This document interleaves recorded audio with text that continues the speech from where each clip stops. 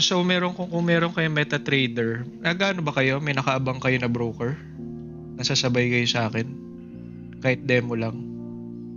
Trading view, coach. Sige, okay lang. Pwede naman. Para lang at least ramdam niyo yung market. Sabay niyo ako mag-trade. Tapos, hindi ko na to i-excel kasi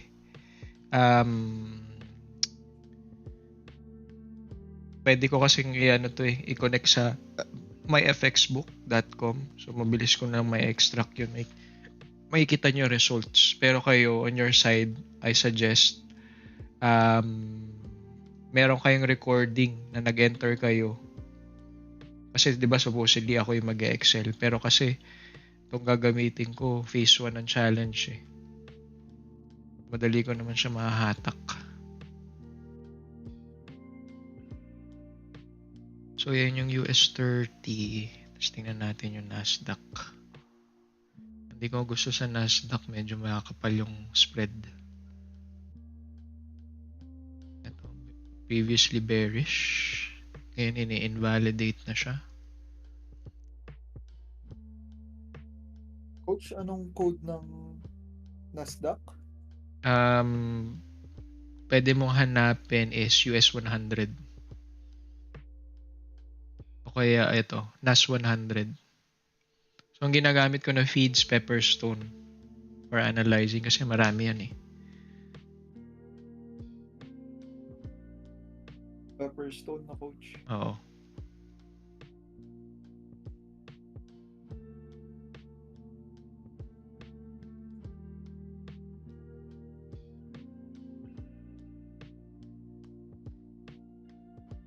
Ganun rin po sa ibang indices, Pepperstone lahat. Oo, Pepperstone lahat to.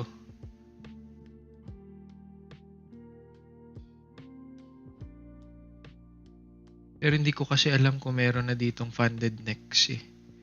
Kasi meron ng trading view si funded next. Di ko alam kung anong platform yung ginagamit nila. Kung anong feeds. Yun yung gusto ko malaman. Para at least sakto yung broker ko tsaka yung trading view.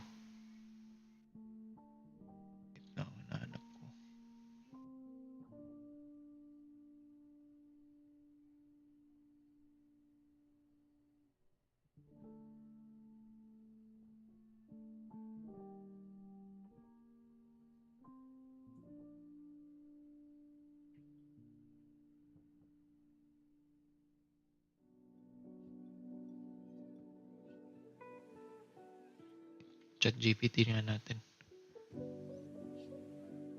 Bago. What data feed does funded next use in trading view?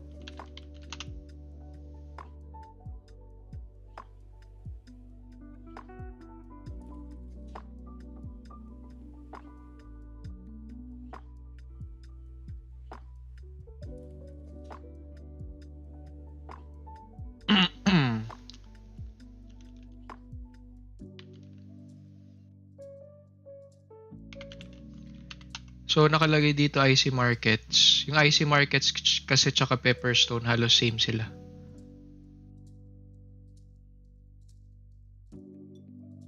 So, ito kasi yung di ma-open yung yung sa trading view. So, gusto ko malaman to. Search ko nga sa Discord nila.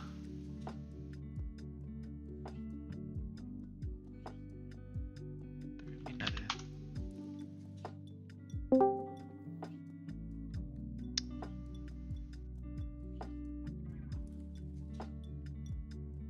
Maya na lang. Basta gamitin nyo muna Pepperstone lang muna.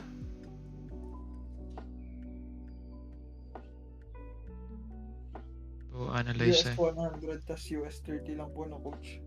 Yung SPX pwede naman din yan kasi may times may setup yan. Pero yung kasi sa SPX is yung 1 minute niya hindi ko gusto. Ayan o. Kaya kung pipili ako, it's either Nasdaq lang or US30. USPX kasi ginagamit ko lang siya as confluence. Pandagdag lang. Meron din kasi, di ba may tinuro ko sa inyo sa PFME, yung bullish and bearish divergence. Sa ano kasi, tawag dito, sa index and, sa index, meron tinatawag na SMT divergence. So for example, take note, kunyari si Nasdaq, gumaganyan siya. Tapos, si US 500, ganito. So, nagda-divergence sila.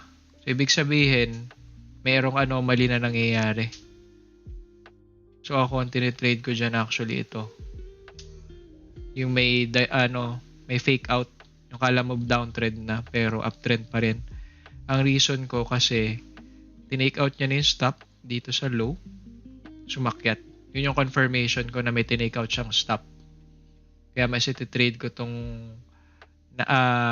Nasdaq compared kay US 500. Pero may times din naman si Nasdaq ganito. Si US 500 ganito. So gagawin ko is hanap na lang ako ng confirmation dito. Baka dito na ako magka-trade pag ginawa niya yung ganito. Ganyan. So tinake out yung lows, sabay akyat.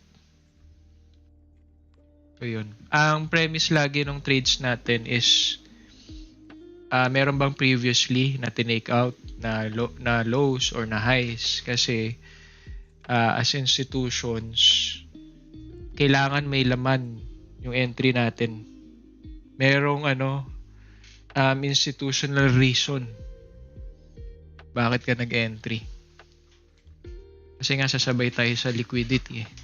Ayaw natin tayong liquidity. Gusto natin ma-take out mo na yung liquidity saka tayo papasok. So right now, si Nasdaq. Wait. Ito pala, na-drawingan ko na siya. So medyo pumipitik si US 30. Tingnan ko magkakaroon ako ng long. So sa mga bagong pasok, this is my another funded phase 1 na account. So titingnan nyo, small size lang. Kasi pasado na to. Bukas na yung phase 2, ayoko nang sirain. Okay. So bullish ako dito. Tingnan nyo, tinitake out yung low. Maghihintay lang ako ng confirmation.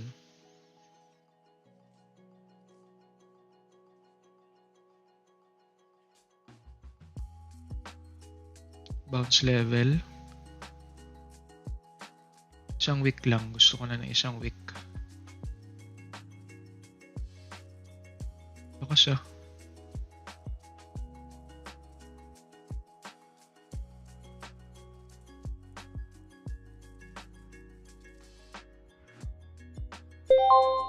Uy. Hindi tayo makaka-entry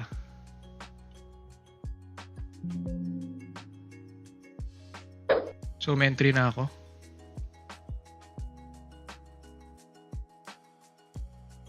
So, tinake out your stops. Target is times 2.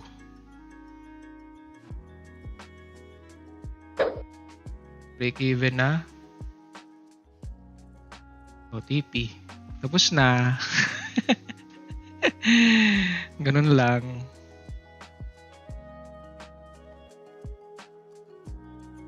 So, reason ko for entry is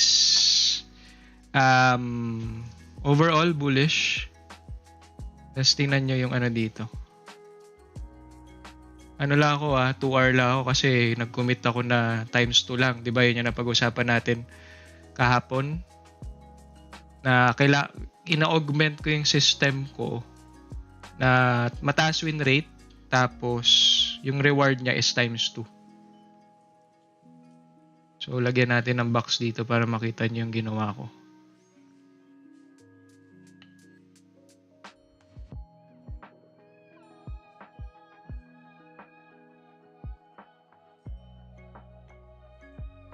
Hindi na ako nag-asam ng ano, ng tawag dito, 3R. Thankful na ako dyan eh.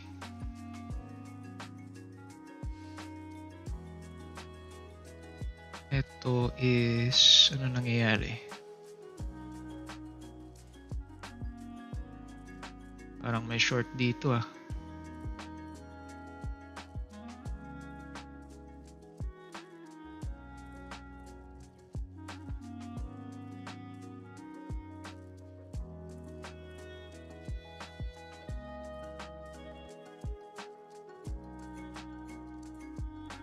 Hindi na akong pwedeng short to eh.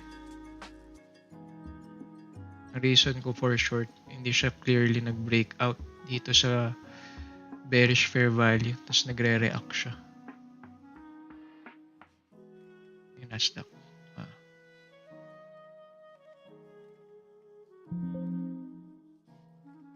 Tayin ko lang siya mag-close kung ano itsura. Pero mag-short ako.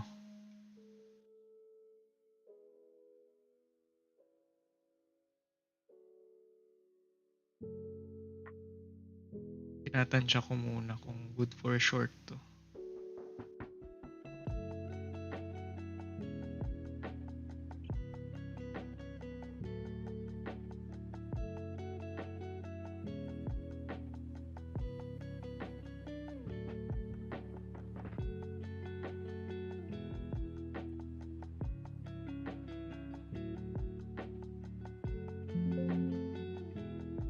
Oops, hindi pa tayo nag-short. Re-react siya. Positive. Pag nag-breakout yan, hindi na ako mag-short dyan. Kasi plano ko pa i-short eh.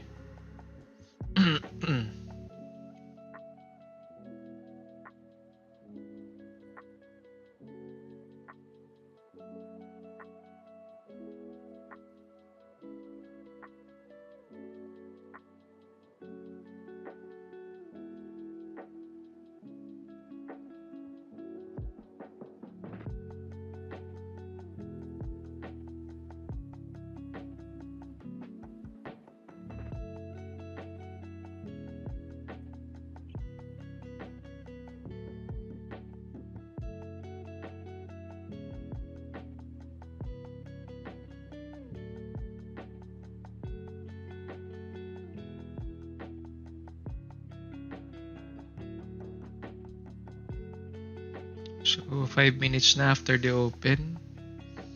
Nagtatansya pa tayo ng opportunity kung may short or long. Basehan ko ng long and short is meron ditong fair value. Nilaramdam ko pa kung ano siya, bullish or bearish. Si Nasdaq ngayon di maganda.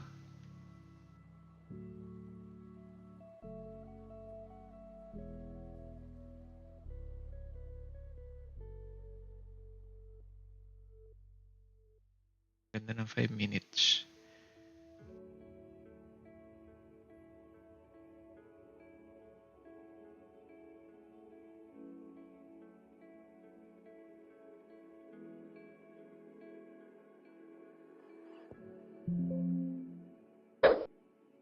So, nag-short ako. Kasi nag-breakdown siya dito. Ang isip ko is resist tong fair value na to.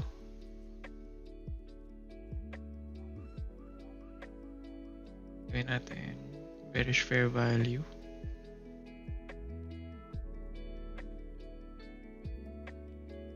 Tingnan natin kung babagsak siya. Pero yan. Kasi mangyayari dito, pag ito, na-invalidate niya tong buong ano na yan, kung puti, bumaba siya, bearish tayo. Kasi hindi nag-hold. So ngayon, nire-respect niya yung fair value na to. Take note, win na tayo ng isa. Pag na-loss to, overall win natin for today is times 1.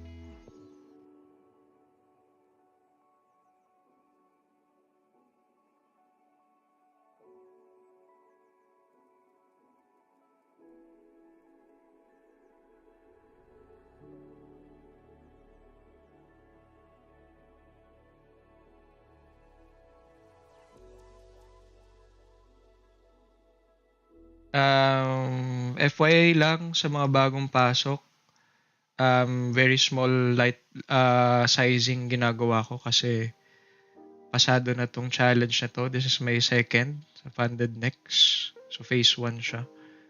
So bukas kasi yung phase 2 ko na account.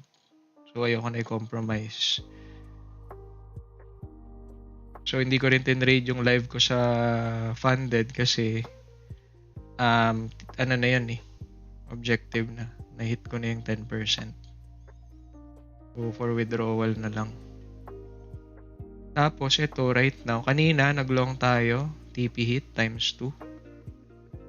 Tapos ngayon nag-short tayo. So, times 2 lang ulit yung target.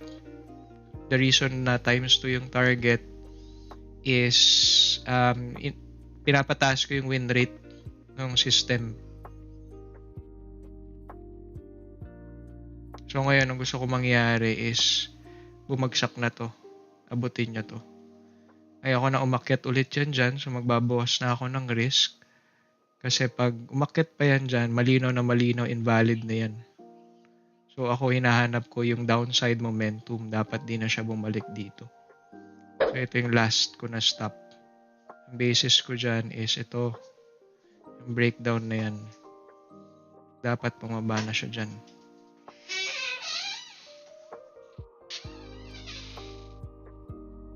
So reason for short, hindi nag-breakout dito sa fair value na bearish. So sinalo natin yan pababa.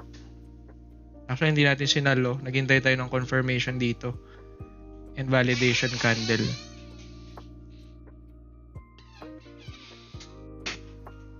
So right now, I'm on break even. After this, di na ako magte-trade. Kasi meron pang news mamaya. FYI lang din for everyone na nandito, I only trade indices. The reason is, yun lang yung kaya ko mag-focus 100%. Hindi ko ngayon kaya mag-trade ng London. Kasi meron akong day job.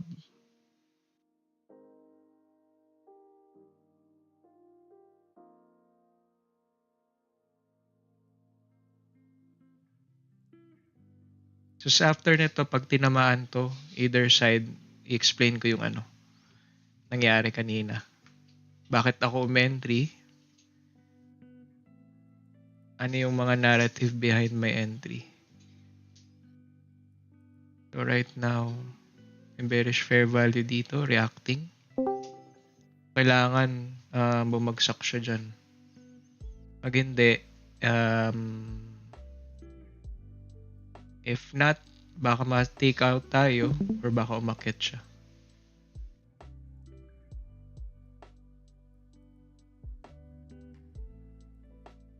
Yun. So, okay na to. Overall reward natin for today is times 2. Kasi yun lang yung objective natin. So, ngayon explain ko yung trade idea kanina. And ganun lang ako mag-trade sa indices. So, I only spend an hour executing. Tapos, yung preparation ko, 15 minutes lang. Sige, mag-explain ako.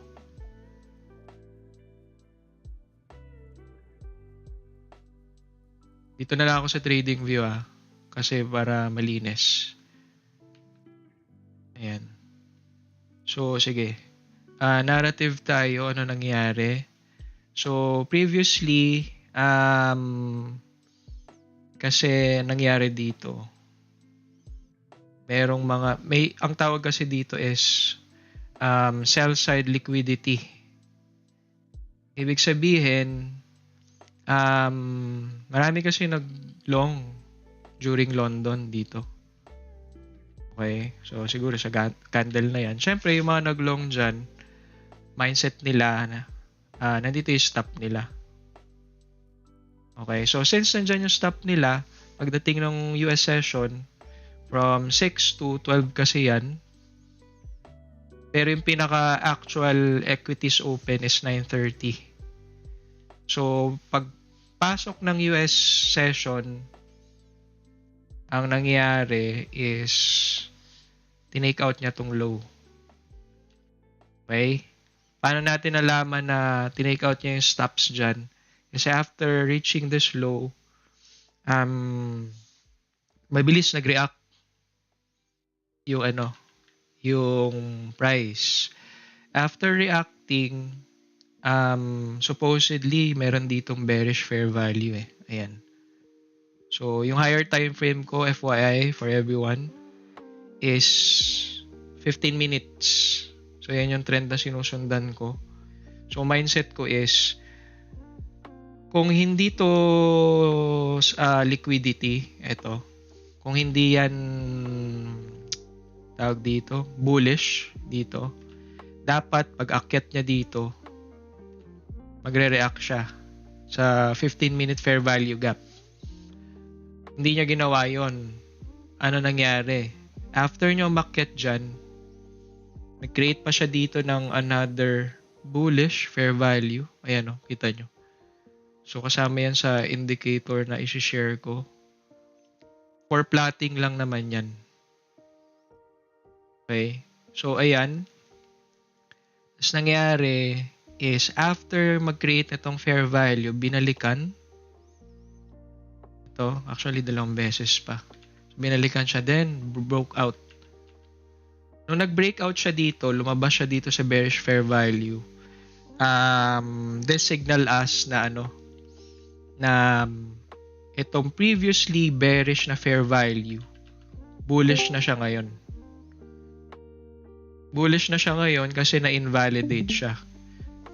So, tawag din dyan is role reversal. Yung previously bearish, ngayon bullish na siya. Okay, since bullish na ako, bago tayo nag-start kanina, nag-drawing muna tayo, merong box dyan.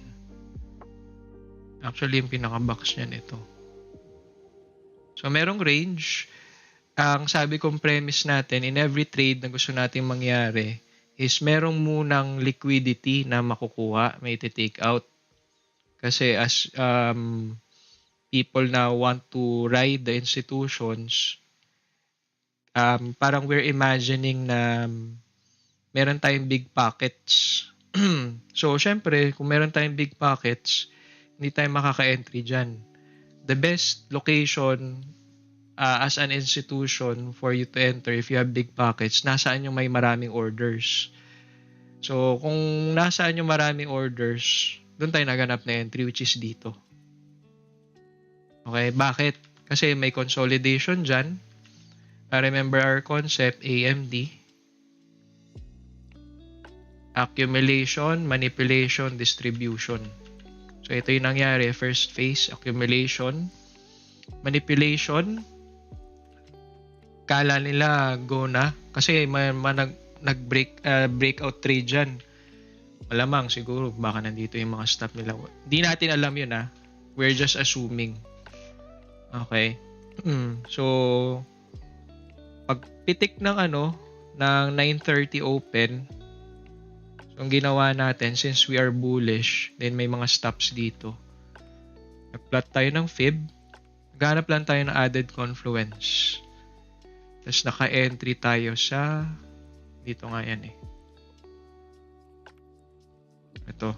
So naka-entry tayo dito sa gitna ng OTE tsaka 79%. 70 and 79. So naka-entry tayo dyan. The reason for entering, di ba sabi mo, just kailangan ng 1 minute fair value. Bakit nag-entry ka na? Ginamit ko yung premise na 9:30 kasi to. So, meron tayong tinatawag kasi na rush hour. So, and overall, yung move natin is higher time frame natin is bullish. So, I'm expecting after this drop, 3 days actually yan kung gagawin mong daily. Kasi diba meron tayong tinuro sa PFME na 3-day bounce. So, ito ina-apply ko rin siya dito. So, 3 candles. After the third candle matapos, tinatansya ko yung 1 minute na candle ito. Habang nabubuo siya, ang isip ko is, kung bearish to dapat ito kung malakas to Dapat next candle, bagsakin niya agad yan. Which is hindi niya ginawa. Dito siya nagstay for a while. Sabi ko, sige, entry na ako. So, tumipi ako sa times 2. Ang reason ko for taking profit sa times 2 kasi ang commitment natin last time, kagabi actually, kasi ino-augment ko yung system, pinapataas ko yung win rate at the same time, yung profit factor niya is times 2. Okay? So, times 2, yun okay na ako dun sa times 2 na trade. Okay, kasi yung goal ko, gusto kong tumaas yung win rate. Kasi times 2 lang yung TP ko. So, after, di ko alam kung ilang seconds yan eh. Seconds ba dito? Di naman laging ganun Makaisipin nyo, laging ganun eh. Gawin natin, ay, di pala kaya ng 1 second. Kaya ba ng 5 seconds to? 10 seconds. Ay, hindi kaya. Kailangan naka-premium ka na. So, actually, makikita natin siya dito. History. So, na yun. Ito yun eh. Ulitin ko lang kung titingnan nyo, lilit na mga Kasi itong next challenge ko na bago. So, pass na kasi yung nito. Phase 1. So, hindi ko na siya kino-compromise. Ginamit ko lang siya as an example pero low sizing para at least ramdam ko lang yung market. Kasi pag nag-demo ako, katulad ng ginawa ko kagabi, parang hindi ko ramdam. Dali mag-execute. Ito, nag-analyze talaga ako. So, second siya. Entry ko kasi 9:31 eh. Mag-exit tayo ng wala ako sa math. 18 seconds. Tinamaan na yung TP natin. So, 18 seconds. Tinamaan na yung TP natin. So, okay na tayo dun. Logical din yung reason ng TP natin kasi tingnan nyo. May fair value kasi dito. Bearish fair value. Ayan. So, may bearish fair value dyan. So, if we are really bearish, magre-react yan dyan. Which is, ginawa niya naman dito. Kaya after niya, naghanap tayo ng short. Hintay lang muna natin nag-breakout. So, dito na tayo nakapag-short. Barangkada naman siya, pero hindi na sustain. Kaya na-break even tayo. So, ako, maiintindihan ko na hindi siya nagtuloy. Kasi, merong 10 PM na news. FYI, every 9:30, I consider it as a red folder sa indices. For the reason na, wala namang 9:30 na news na red folder sa Forex Factory. Pero, kung iisipin nyo, equities open kasi siya. So, syempre, yung mga dyan, mga excited mag-trade, papasok yan. So, nagmumukhang red folder yung 9:30. Sige, Brad. Brad, paano ang pan natin dito? Parang, kasi I don't trade indices. That's why I'm always curious. How do you position size here? Ang sizing ko lang is, meron kasi akong ginagamit, actually kahit sa currencies meron akong ginagamit na EA or tool, sizing. So, kunyari, gusto ko lang 1%, ganyan. Tapos, lots din ba dito? Parang lots. Lots din siya. Pero di ko, kaya hindi ako magaling mag-compute ng sizing, manual. Di ko kaya mag-trade ng manual kasi nasanay ako ng automated. Kasi kailangan din automated Ang bilis ng trades Oo. Nalilit kasi dati, ang ginagawa ko ganito. Sa currencies bubuksan ko yung my FX book. Okay. Tapos doon ka nag-go. Doon ako magsa-sizing. Tapos may nangyayari, naiiwan yung posisyon ko. Okay. Kumakapal yung spread na entry ko. So, kaya ever since, nag-automated na ako. Ayun. Okay. Thanks. Ayun lang. So, right now, ayun nga, going back, every 9:30 I always treat it as a red folder. Kahit wala yan sa wala yan sa Forex Factory, sa kung saan man. Kasi opening yan ng US market. So, tingnan natin ano nagiging reaction every 9:30 sa currencies. I don't know kung may effect. Ito. Ayan o. Itong candle na yan. So, momentum candle siya. After the 9:30, Euro USD, GBP.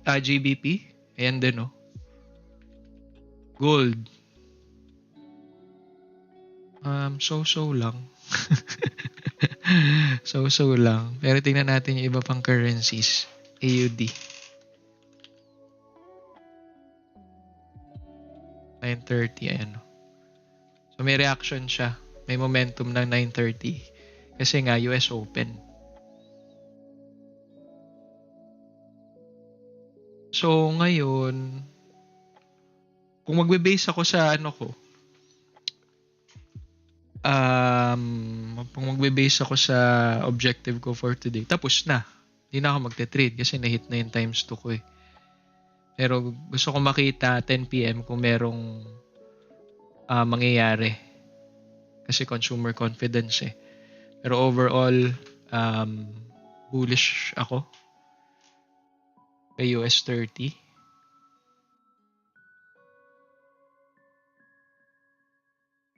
So ngayon sideways kasi tayo. Tignan natin si Nasdaq. Wala tayong trade kay Nasdaq. Pero note, take out niya tong low. Potential entry dito after taking out this low is pagpunta mo ng 1 minute, siguro nag-breakout siya dito sa high, tapos may fair value.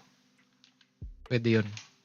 Pero ito, sign na sa akin to Pwedeng entryhan na to Kasi after going down this low, maket siya bigla. Ang problem ko lang dito is yes, tinake out niya to, pero hindi naman nag-shift yung trend. Lower highs pa rin siya. So, hintayin natin yung 10 PM.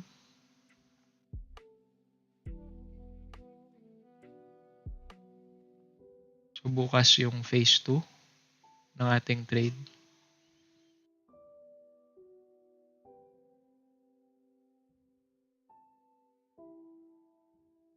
So, pag ganito, sideways siya, wala tayong gagawin. Hintay muna tayo ng ang gusto kong mangyari dito is kung long to,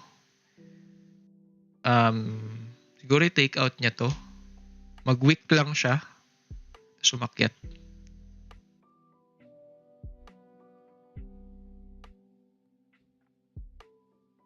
Pero ngayon di natin nakikita yun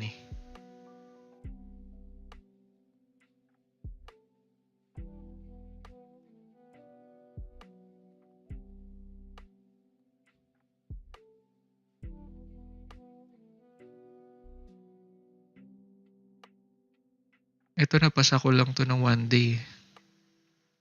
Itong tawag dito. Phase 1 ng bagong challenge ko. Ay, all.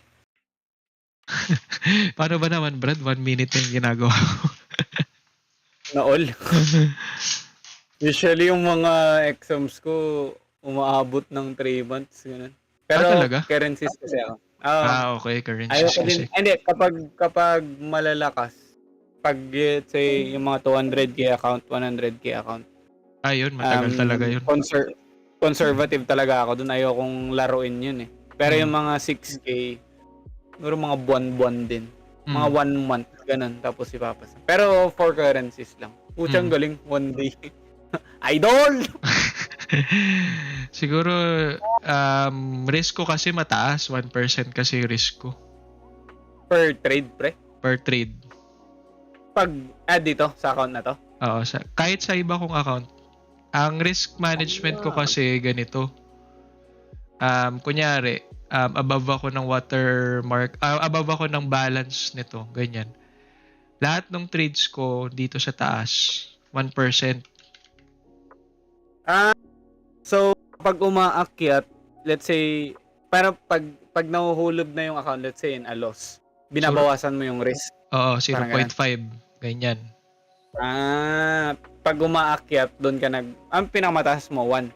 1%. May times na 2% ako. Pero sobrang bihira kasi nun eh. Pero ang TP nun, lang, 1 hour lang. So, times 1 lang. Ayun. Use. Tapos, kaya bilis ko siya mapasa kasi, kunyari ito, may entry ako dyan. So, maakyat siya. So, bale, break even na to. Tapos nakakita ko ng setup dito. Papasok ako ulit ng 1% dito. So, kumbaga, dalawa yung position ko, pero ang risk ko 1% pa rin. Tapos ngayon, ang mangyayari, yung TP ko dito, kunyari dito ako nag-entry.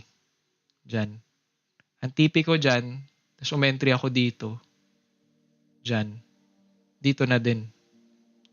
Sabay na sila. Hindi ko na iniisip yung risk reward nito. Ang iniisip ko na is, kumapal na yung position ko dito. So, pag nandito na siya, exit na ako. So, yung 1% ko na na risk, nawawala siya. Tapos, kumakapal yung ko. Nagiging siya, 4%. Or sabihin natin 3.5, 3% to 4%. Nagiging ganyan siya. Pero dito, tapos inaantay mo na lang na yung minimum days, parang ganun. Antay ka na lang. Oo. Kaya ito yung nangyari dito. Ayan puro maliliit. Kasi nung pa lang, last week pa lang, na-hit na siya. 1 day. So, inintay ko na lang. Actually, yung phase 2 ko rin ng funded ko, 1 day lang. Kasi 5% na lang naman yung target nun eh.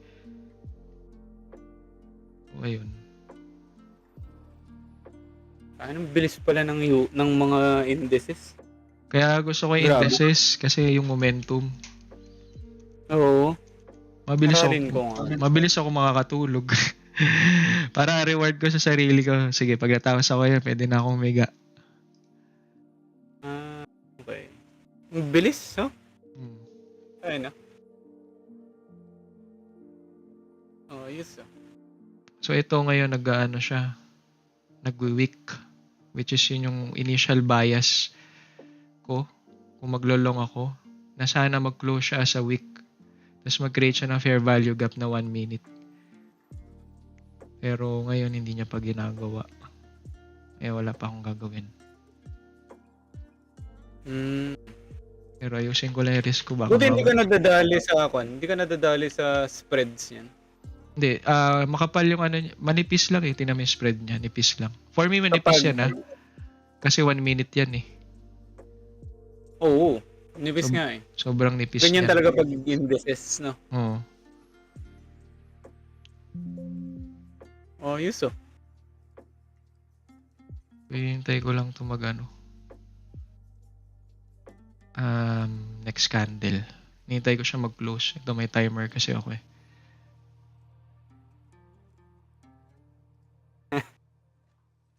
Okay, kid. Dati naabot ako 1 month. Pero siguro na gawan ko siya ng way para matapos ko kagad. Siguro kasi day trade ako eh. Kaya ang bilis. Yeah. Yun lang naman nasa isip ko eh.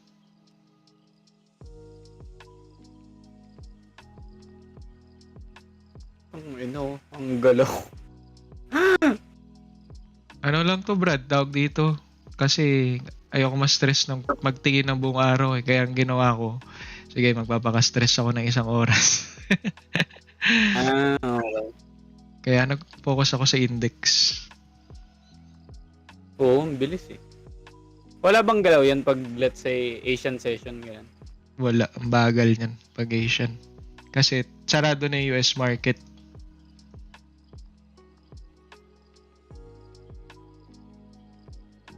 Siyempre affected din yan sa mga news, no?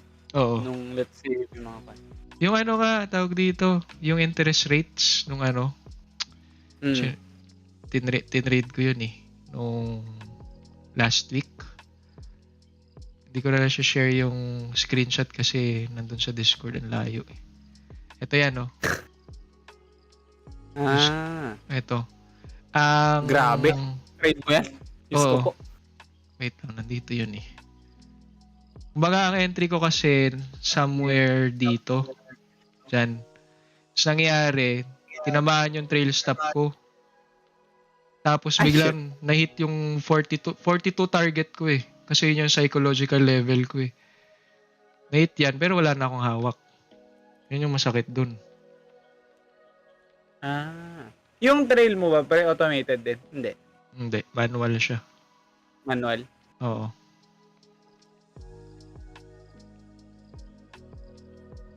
Kumbaga, ang trail ko kasi like for example, nag 1% na yung trade ko. Pag based dun sa ano ko, pagtansya ko na hindi na siya bababain, inaakyat ko na ng break even. Hmm. Pero ano ko nun, tutok.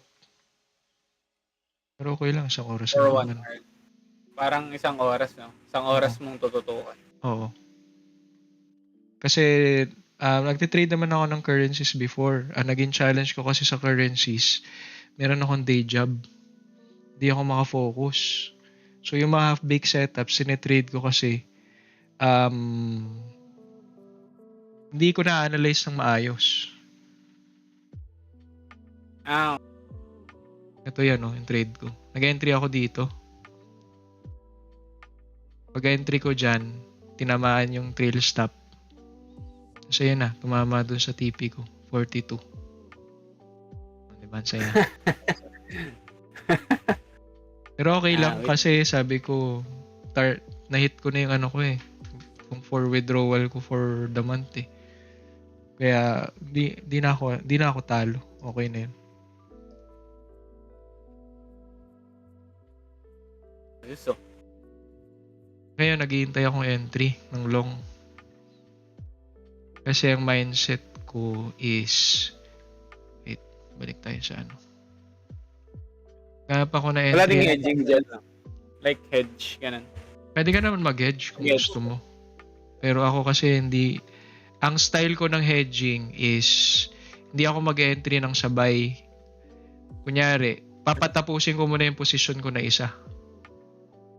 Tapos, maghanap ako ng baka, like for example ito, nag-long ako dyan. Hindi ko yan i-hedge ng ganun. Gagawin ko, entry muna ako dyan. Pero, tapos yung main idea ko is, pag nag-short dito, saka ako mag-short. So, hindi sabay. Pinapatapos ko muna yung yung entry ko dito. So, kumbaga, nagmumukha siyang hedge. Though, isang position lang. Kumbaga, yung idea lang ba ng long and short. Parehas nga tayo ng day trade. Ganyan din yung sistema ko eh. Paano Parang, ba yung style mo? wait lang. Sige, try ko mag-share. Sige, tingnan ko dito sa gilid. Actually, tinuturo ko din to eh, sa loob. Sige, bibigyan ko kayo ng ng isang sistema. Yun.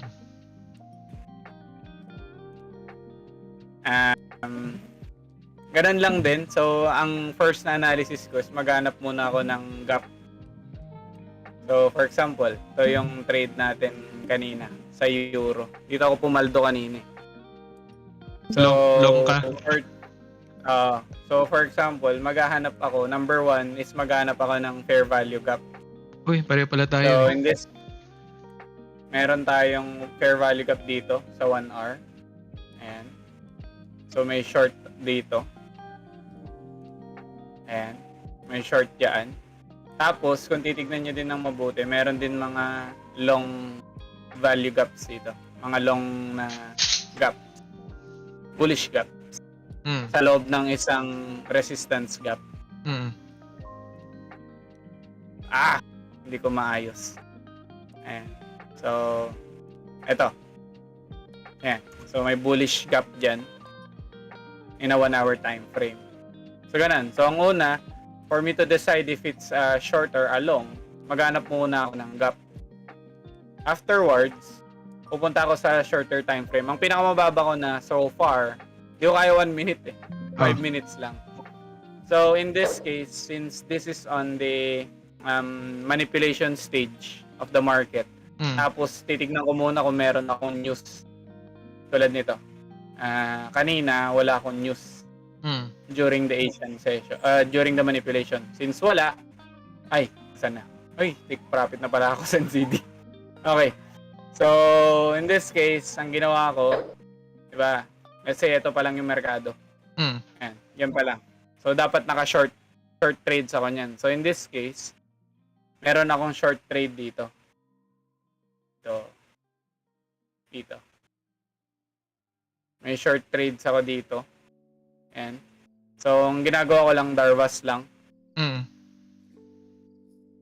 Kung magbe-break na yung Darvas to the other side, I will take the short. Pero dito na part kasi, ito, mark ko lang. Ito yung isang malaking trade ko kanina. Ito. Ayan. Merong gap yan kasi dito na hindi na fill. Sa akin kasi, hindi filled yung gap pag walang 1:2 trade. Hindi na-gain yung trade ko ng 1:2. Hindi siya filled gap. So, in this case, ito yan. Ayan yung gap na to. Ayan. So, balik tayo sa 5 minutes. So, na-identify na natin na meron siyang gap. So, meron tayong TSL dito. I believe meron to sa PFME. So, pag may TSL na, katulad nito, TSL trade, I enter on the TSL breakout. So, in that case ito. Tapos, stop loss ko on the lowest point after a TSL. Ganyan. So, once the trade happens, I wait 1:2. Ayan. Pag na-hit na yung 1:2 ko, so parang 10 minutes trade. Hindi pa ako maglalabas niyan. Hindi pa ako lalabas. Ang gagawin ko, mag-aantay ako ng Darvas sa taas. So, kunwari, this case, may Darvas dito. Tapos may Darvas ulit dito. Every time na nagkakaroon ng Darvas, linilipat ko yung take profit sa kwan. Same tayo, bro. Diba, sabi ko parang parehas tayo eh. Pero sa akin kasi, if meron, let's say ongoing pa tong trade na to. So, ongoing pa yan. Tinutuloy mo lang. Tapos since this is a resistance gap, at wala pa akong panalo na 1:2 trade, iti-trade ko to, tapos iti-trade ko din to ng sabay. Sasabayin ko yan. Para pag matalo man to, okay lang kasi may upcoming ako eh. May isa akong long trade. So, bigay ko na to sa market, parang ganun. Okay. Parang ganun, very, very short. Pero I will not trade. Usually kasi, yung ganito na sistema, iti-trade mo lang siya on a session na merong high impact news. So, for example, tonight, meron tayong consumer confidence, 10 p.m. So, yung buong time session ng New York, iti-trade ko yan ng malupitan. Parang ganun. So, in this case, katulad nito kanina, kung mayroong fair value gap dyan, tulad nito, merong ito, itong 7 p.m. na to, merong retest dito na fair value gap, di ba? Pero may turo ako nito eh. So, kasalanan ng mga estudyante ko to. Nag-blame. Ganyan. So, katulad nito.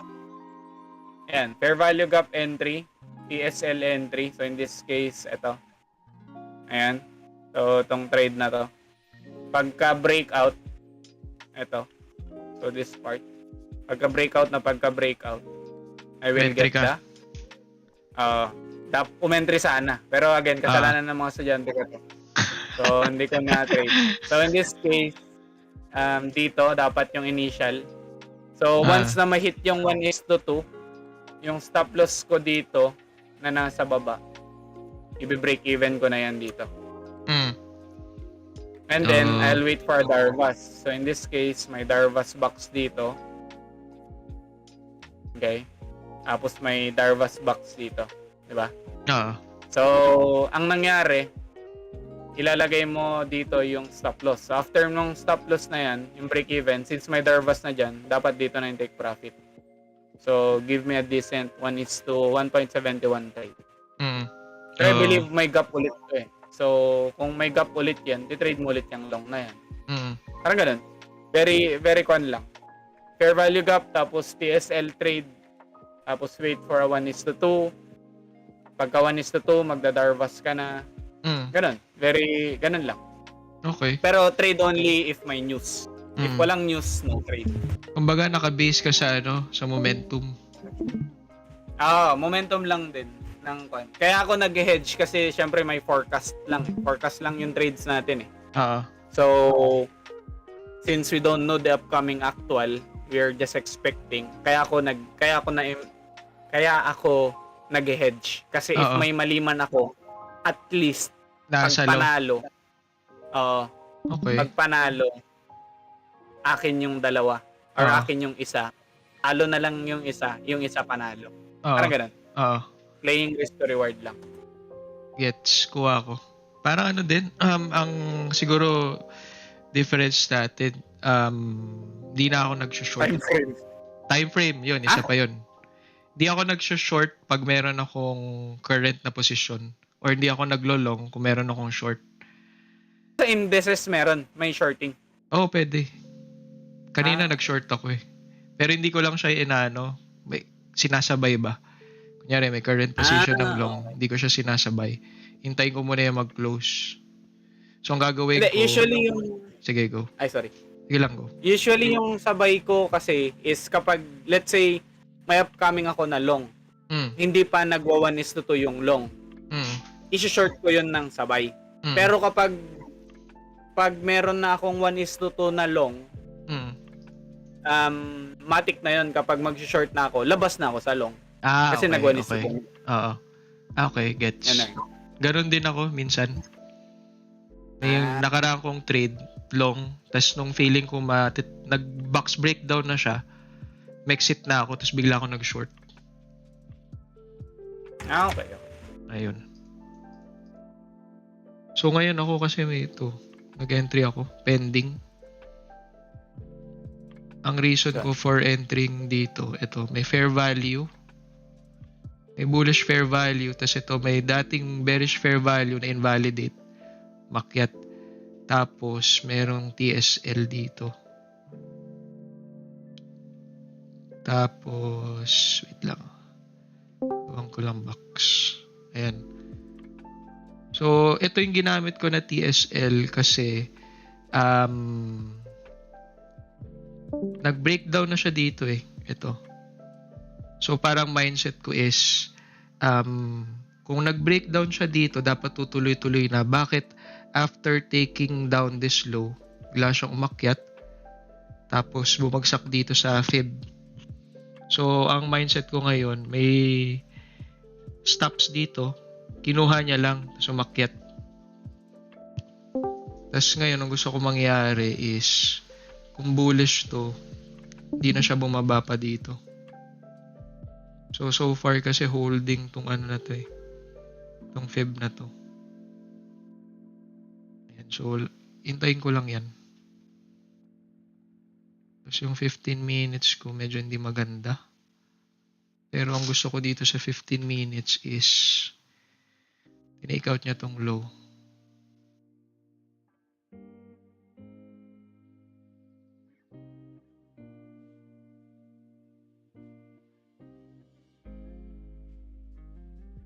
So ngayon, respecting siya ng bearish fair value.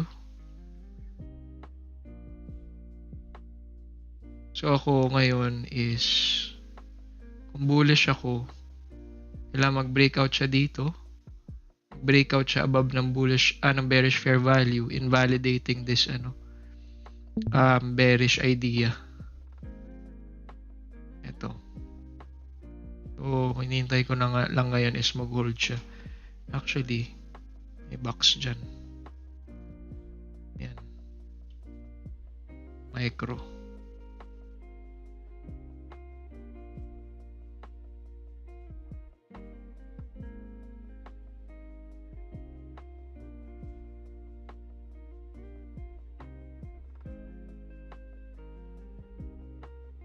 So, meron pa dito.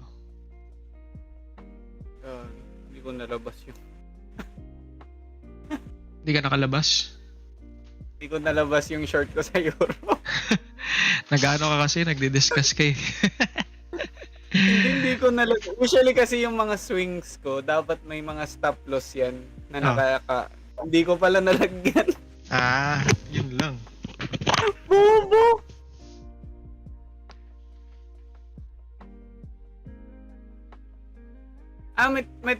May tanong ulit ako, pre. Go. Kapag dito, let's say yung isa, let's say if the US or the dollar will go short, US 30 will go short. Parang ganun, parallel. Hindi ko tinitingnan yung currencies. So paano yun? Di na ako nagtitingin ng nung tawag dito, kung ipaparallel ko siya sa dollar. I mean yung current na galaw. If short yung dollar, dapat short din si US. Parang ganun. Yung normal na reaction. Hindi. Hindi ko tinitingnan si dollar. Pero tingnan natin Okay. kung ano yung nagiging reaction niya. Siguro dahil sa minsan mix kasi yung yung stock market as okay. currency. So hindi directly related. Kasi stock market pala. Ayan minsan kasi kunyari si dollar bumabagsak siya. Tapos kung titingnan mo si US 30, bullish siya. Pero tingnan mo si Nasdaq sumasabay. Kaya ngayon ang ginagawa ko is pagka US 30 lang. Pero pag titingnan ko si Nasdaq, ang comparison ko dyan is si SPX. Kasi meron din yung dapat sabay sila ng move. So si Nasdaq siya kasi SPX. Si US 30 tinitrade ko ng independent. Meron kasing tinatawag din na SMT divergence. So like for example, si Nasdaq is nagkikreate siya ng lower lows. Ganyan. Pero si SPX, di na siya nagkikreate ng lower lows, higher lows na ibig sabihin bullish yan. Ito bullish to. Ito din. So may divergence nangyayari. Hindi ko siya kino-compare sa dollar. Ayun. Okay. So right now, nagmamaterialize yung long. So magde-de-risk na ako, magbabawas na ako kasi yung reason ko is kung legit na box breakout ito, tanggalin ko na yung fib. Kung legit na box breakout yan, dapat hindi na siya lumusot sa ilalim kasi parang ganito yan Dito lang tayo mag-drawing. Kunyari ito. So, tinake out niya yung low, makyat. So, nag-TSL. Merong box dito. Tapos, meron pa dito, previous box. So, dalawang box na yung tinake out niya. So, after nito, nag-create siya ng box. So, sa akin, kung bullish tong move na to, at clearly, box breakout to, dapat hindi na siya bumaba dito kasi ang reason ko, wait lang, kinuha mo na yung stop dito Kinuha mo pa yung stop dito, ba't ka bumababa? And kasi pag bumaba yan dyan, tinake out tong low, ang next na pwede niyang kainin is itong ilalim. So, magiging sequence na kasi yan, bearish sequence. So, ganun lang ako mag-analyze. Ngayon, nagbawas ako ng risk kasi hindi ko na gusto yan bumaba pa dyan. Ang leeway ko na lang is dito. Nangyari yan, nag-react siya dyan. So, bullish fair value. So ito na invalidate na kasi to eh. Dating bearish, ngayon bullish na. Ayan. So pinalitan ko na siya ng color. So meron pa ditong isa. Smaller. Ayan. Tawa ako doon. Pinalitan ko na siya ng color. So ito, yan.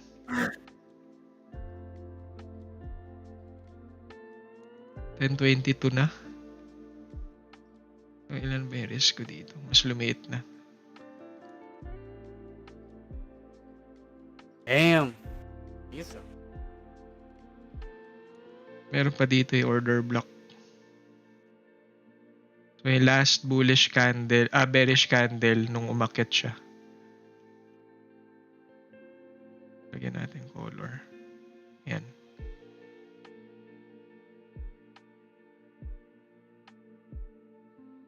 Intindi. Yan. So, 20 seconds, dapat mag-bullish candle na to. So, pag finib mo yan, lalo dun sa mga nag-PFME, tsaka sa 4FRO, yan, nag-react siya dito. So, confluences for reacting is order block, fair value, Fibo. Tapos may previous na bearish or fair value, ngayon bullish na siya kasi na-invalidate na siya. Failed na, kumbaga, kasi nung umakyat siya. Pag nag-breakout to dito sa high na yan, ito. So, in-expect ko dapat bullish sequence na siya. Ibig sabihin higher high, higher lows na. So, pag ganun, i-aakyat ko na to. Kasi sa isip ko, hindi na dapat siya bumaba pa dyan.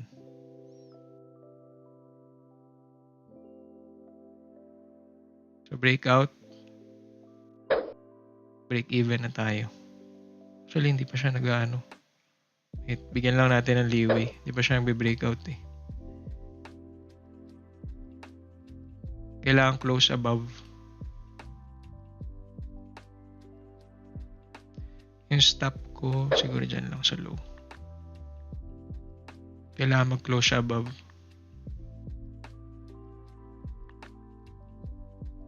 Tanggalin na natin itong ibang box kasi pampagulo na yan.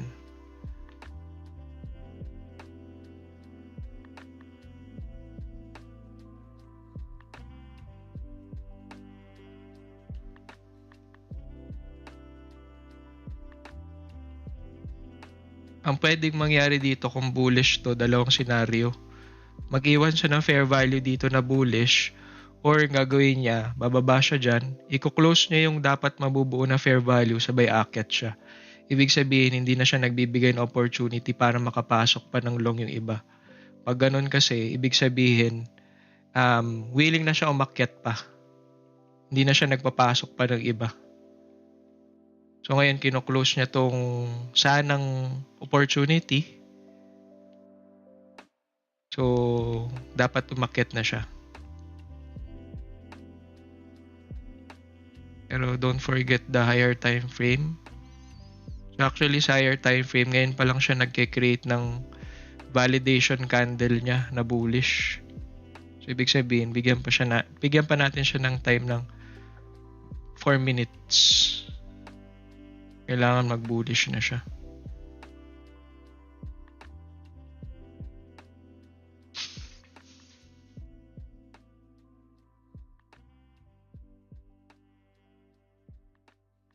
Ilang bilis ang decision making mo, Brad.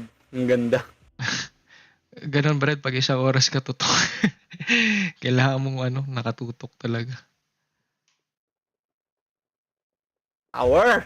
Tawag doon tape reading. Tape reading. Yung inaano mo siya, per candle mo yung analysis. Kumbaga yung ginagawa ko analysis, binibilang ko yung mga idea na in favor ng trade ko, tapos yung against sa trade ko. Tapos dun ko siya win-away. Pag marami akong reason to hold ko lang siya. Pero pag mas marami na yung reason ko na medyo nagiging olats na siya, nagde-de-risk na ako, nagbabawas na. Parang lagi kong question is, pag nagde-trade ako, kung bullish to, tinake out niya yung loan to, bakit ganito pa rin ginagawa niya? Nagsa-sideways pa rin siya. Okay. Iba yung tape reading na alam ko. Yan ba yung sa ticker? Oo. Oh, yun. Usually kasi nung nagte-trade kami ng stocks, tapos nagte-trade, kami yung nagpipinta kasi minsan ng tape doon. Mm. Yun yung usual. So, may order. Parang nanonood ako, so kunwari may makita ka na malalaki na trades, yun isang stock. Titignan mo agad yan eh. Tapos, minsan, nagpapading din kami sa stock. Oo. So, kunwari sa orders, ganun. Naglalagay-lagay kami ng tag-1 million, ganun. Lakas. Pero pan yun, parang pera ng kumpanya, ganun. Pinipintahan namin yung stock. Minsan, ganun. Inaayos ba kayo? namin yung chart. Nagja-jockey kayo? Oh. Oo. Kami minsan. Dati sa APS. Oy, sorry Atin natin lang. Recorded ba to? Pucha, ba recorded? Record. Bawal po yun Wala pong gagawa nun. Okay, hindi naman nila Bawal. alam eh. Bawal. Bawal yun. Pero, syempre, ganun talaga. Wala kayo narinig Wala kayo narinig. Pero, normal yun. Normal yun in a brokerage firm. Pipintahan nila yung chart. Actually, Kunwari, normal yun. Nagbe-breakout. Kunwari, alam nila na breakout. Bebentahan namin yan kasi alam namin madaming bibili. Parang ganun. Let's say for example, yung plus. Isa kami. Or yung, ano ba yung mga pininta na? Yung ABA dati nala niya sa 2020. Kami yun. Kami yung nagpinta nun. So for example, alam namin na madaming nagsi-CH play, mga nagta-tricon, mga ganon. Alam namin na madaming buyers sa level na yun. Kami yung naninira ng chart. So sorry po. Ano yun tawag dito? Hindi nakikita niyo yung orders nila? I mean, di ba merong volume profile yan? Nakikita mo yung nila? Volume? Meron kaming sistema for that. Parang titignan namin kung sino yung broker na nandoon. Ganun. Kasi kung alam namin na call, madaming retailers ang call, di ba? Kung alam namin na madaming call na nakapila doon, babagsakan namin yun. Sorry po. Kasi, iba kasi ang trading ng Insti. Ilang mga Insti traders sa stocks. Ang ganap namin, we're getting volumes. Wala kaming pake masyado sa gains. Kasi we make money on commissions eh. So, if alam namin na madami yung nakalagay doon, bibirahin namin yun. Or more on volume trading. Pero, yun yung problema ko dati. Pero naghahanap kayo ng nagsi-sales call kayo, telemarketing for clients? Not mostly again for, yung napapanood niya sa Wolf of Wall Street, totoo po yun. Totoo yun. Grabe. Iba yung retailers talaga. Iba yung retailers, iba naman yung mindset if you're a brokerage. Iba yung mindset mo eh. Yun yung naging problema ko dati nung nag-stocks ako kasi hindi ko ma-differentiate. Hindi ko ma-differentiate yung trading for stock as a retailer and trading as a broker-dealer. Magkaiba kasi yun eh. If broker-dealer, volume trader ka. So whatever happens, tira ka ng volume. So, hindi siya talaga, I mean, syempre gusto niya naman kumita, pero hindi siya naka-base dun. Parang kasi kumikita kami, di ba, if you are a trader na broker-dealer, wala kaming binabayaran na commission stock. Wala lahat eh. So, kahit 3 ticks lang, say, maglagay ka ng, say, 100 million pesos. 3 ticks lang, say, 20,000 na yun. 20,000 pesos na yun. 3 ticks lang. Grabe. Wala pang, syempre wala kaming commission, wala kaming tax eh. Wala. It's pure clear nothing. So kahit let's say 3 to 5 ticks lang, malaking pera na yun for the broker. Nagka-volume na kami, may kita pa kami doon. Parang ganun. Grabe. Pero may salary pa kayo doon, di ba? Aside pa yun? Depende yun, Brad. So depende kung ikaw yung trader na fixed income. Yung mga fixed income kasi yan yung mga nagte-trade sa Manulife, ProLife, mga mutual funds. Yan yung mga fixed income. So ibig sabihin wala Wala silang Walang commission. So, usually yan yung mga nagsasalary ng 50 to 70,000. Ganun. Ayos ah. Pero yung mga katulad namin na iba, na commission based, Hmm. iba yung, let's say, for example, si Miko Sayo. Kilala niyo yun, si Chupitero. Narinig ko na. Yan, mentor ko yun sa stock. Kasi nga, APS siya. Hmm. So, imagine nyo yun, 1,000 retail clients. Tapos imagine nyo, tag 1 million tag 1 million peso bawat tao. So, Grabe. kung kumita siya, ang average volume niya in a day, siguro nasa 300 million, ganun. Yung commission So, niya, 300. paano, by percent? So, 300 million times 0.005. Ganun. Sa kanya yun. 0.005. 1.5 isang araw? Ganun ba? Buying lang yan. Buying lang yan. Lakas. Parang masarap mag-apply Binibigyan mo ah. na ang Pero syempre, di na tayo mag-apply dyan. Okay na tayo dito. Buying yun, iba pa pag selling, ganun. So, times 2. Parang ganun. Hmm. Kaya magugulat ka rin sa mga lifestyle ng mga broker traders na madaming kliyente. Hmm. Talagang ang gaganda. Kasi for example, si Miko Sayo, may racetrack yan, Brad. Pero Oo. nandun pa rin siya ngayon. Oh, hindi niya malalabas yung mga kliyente niya. Yung dami nun. Okay. Ayan, so tinamaan na yung ano ko. Stop loss ko. So, overall ano ko ngayon, trade ko is 1.5. Okay na rin, not bad. For a Bad. objective trade. And okay na rin ako na tinamaan yung stop loss ko kasi ibig sabihin, wala, medyo may hina yung momentum for tonight. Ang reason dyan is nangyari na siya kanina pa. Ito, bumagsak dyan. Tapos, bumagsak dito. Actually, na-trade ko to. Itong pagbagsak kanina. Na-trade ko siya yung US 30. Ito. Parang yung entry ko dyan dito. Tapos, TP ko dito. Sa close. Ito yun eh.